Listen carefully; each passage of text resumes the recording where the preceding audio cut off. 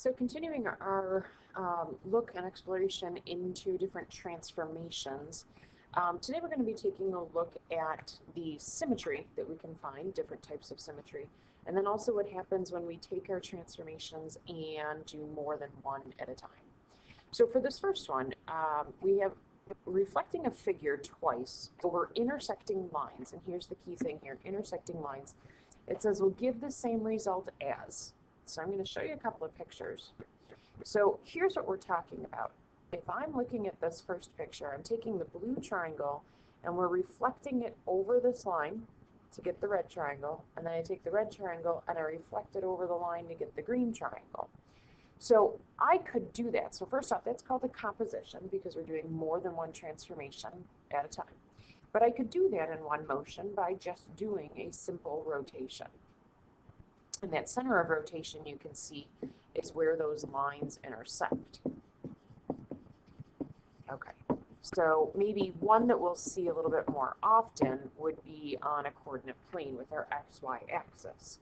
So for this example, taking this blue triangle, reflecting it over the Y-axis, and then taking that image and reflecting that over the X-axis, we could do that in one transformation, one rotation, by doing a 180-degree rotation. And again, the center is where those two lines intersect right there at the origin. Now, notice I had pointed out that happens only when you have intersecting lines. This picture below is showing us, again, two reflections, but now your lines are parallel. So if I start with the blue reflected, I get to the red, start with then the red, go to the green, I could get from the blue triangle to the green triangle in one motion by just doing one simple translation. So those are two different examples of compositions of transformations. So we can say the resulting image, we could do the same thing as if we did a rotation. But now again, keep in mind that's with intersecting lines. We can also take a look at lines of reflection. They're going to be very similar to our lines of symmetry. When I'm thinking symmetry, I'm thinking when I fold something in half, I should be getting the same image on each side. It's almost like a butterfly effect. So the line of symmetry is equidistant from all of the corresponding pairs of points. So we're going to see this below. Okay, so we're going to sketch all of our lines of symmetry. So for our first image, we have an isosceles triangle. And the line of symmetry that we're going to get is right down the vertex, the center of the triangle. And it's saying that all of the points, all of the corresponding pairs of points would be equidistant from the line. So for instance, if I took a look at, we'll call it A and A prime, I can see that those two should be equally distant from that line of symmetry. Okay, for our rectangle here, this one we get two lines of symmetry. So I would have one horizontal straight through the center, through the midpoints, and I would have one vertical, again, through the midpoints of the two sides. Okay. For our third figure, we have a hexagon. So now this one's going to be fun. So we get one line of symmetry through the center. And what you're going to notice is now through each of the pairs of corresponding points, I could draw lines of symmetry. So there's three lines of symmetry, but we get more. So I could also see if I were to connect, let's say again, center point to center point, or the midpoints, there's a different line of symmetry. And for every side, if I connect those midpoints, I would get all of those lines of symmetry. So this hexagon has 6 lines of symmetry. And for our last figure, we have a parallelogram. This one we have no lines of symmetry. I know a lot of people want to try and do this diagonal line. If you actually trace it out, what you're going to see is it's like a bad high five. The corners, when you try and fold them on top of each other, they actually will not intersect. All right, so it's going to be like trying to do a high five and missing. So this one has 0 lines.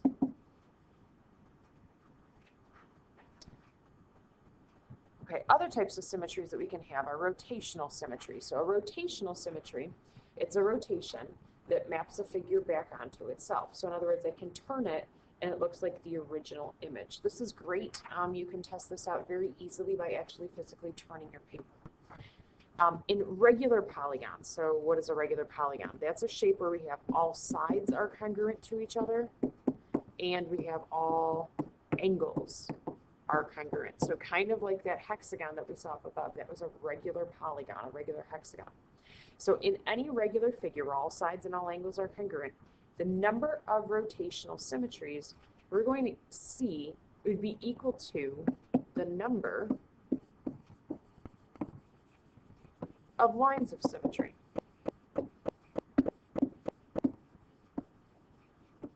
So up above, we had 6 lines of symmetry, which means we should be able to find 6 rotational symmetries. All right, so we're going to explore this down below. So how can we figure out then maybe that angle of rotation? So not only number of rotations that we're going to get, but then the angle of rotation. Well, let's take a look at the equilateral triangle. Right now I see we have to fill in the chart. It says number of sides. So in our equilateral triangle, we have 3 sides. And if I said how many lines of symmetry, we could also say 3 lines of symmetry. We would have 1 at each of the vertices, just to extend this question a little bit. So our angles of rotation, well, a full rotation would be a full 360 degrees. And if I'm thinking our angles of rotation should be equal to the sides that we have, or the number, number of lines of symmetry that we have, if I have 3 lines of symmetry, I'm dividing it by 3, and that's going to give me 120 degrees. So every 120 degrees, I should be able to take a triangle and turn it, and I would get that same figure.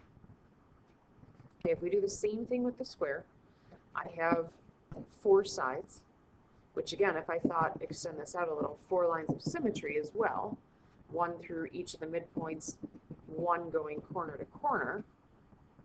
I could do the same thing with your angles of rotation and divide that by the number of sides, which is the same as our lines of symmetry, and this time we're going to see it's 90 degrees.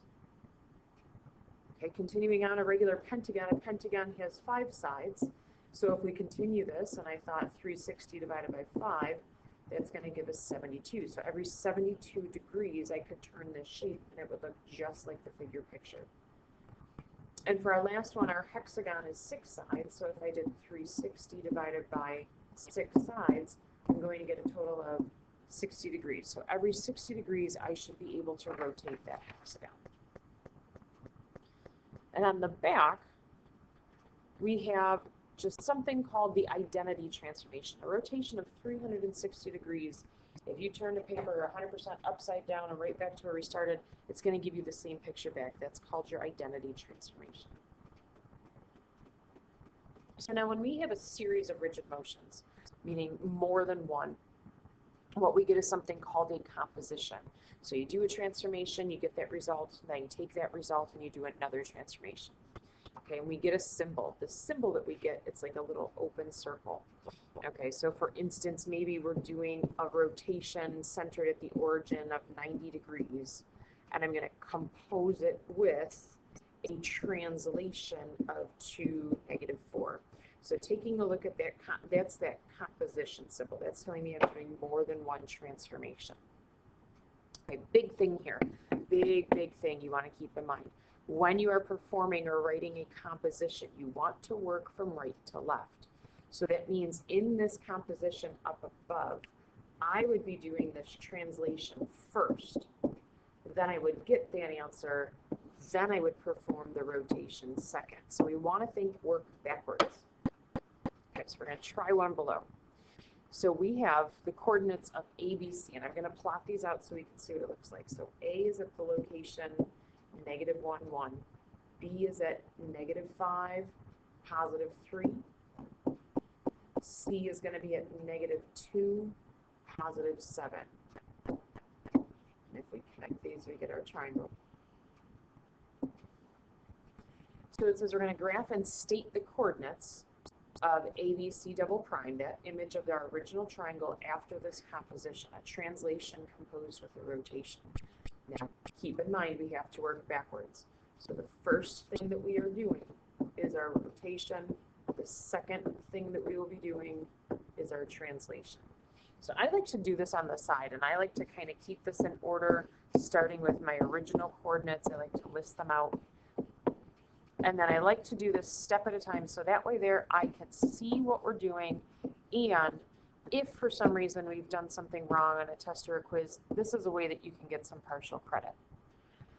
So the first thing I know I'm going to be doing is that rotation centered at the origin of 180 degrees. Okay, so if we think back to our rotations for 180 degrees, we said the nice easy thing to think about, our formula would be just to negate the signs. So that means -1, +1. If I negate it, now it turns out to be +1, -1.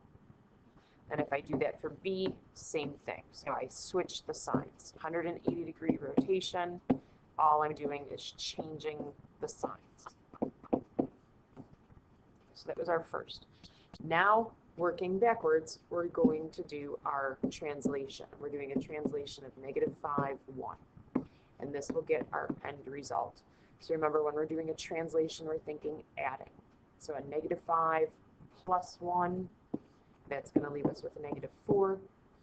And then I take the +1 plus a -1, that gets us 0. And we do that for B. So again, I have a -5 from the translation plus a +5 from the coordinate gives me 0. +1 from the translation plus a -3 from the coordinate gets us -2. And lastly, C. So I have a -5 from the translation, a +2 from the coordinate leaves us with a -3. 1 from the translation and a -7 from the coordinate gives us a -6. So if we go back to our graph and we graph this out, make sure that we label things properly. So we're going to have double prime. B double prime is at 0, -2. And then C double prime is -3, -6. Then with a nice straight edge, you should connect your dots. And this would be the end result. Okay, so two different ways that you can see these transformations, these compositions of transformations listed. So we have that one that was actually in the picture, where I would see it with the symbol. So I get the composition symbol, and again, that's telling me work backwards. Okay, so I do the rotation first. A different way that you could see it is, same thing, same idea, but instead of that symbol, I would see it with perhaps a parenthesis. Still meaning I'm going to work backwards. So this is still done first, and then I go back to the translation, and the translation is done second.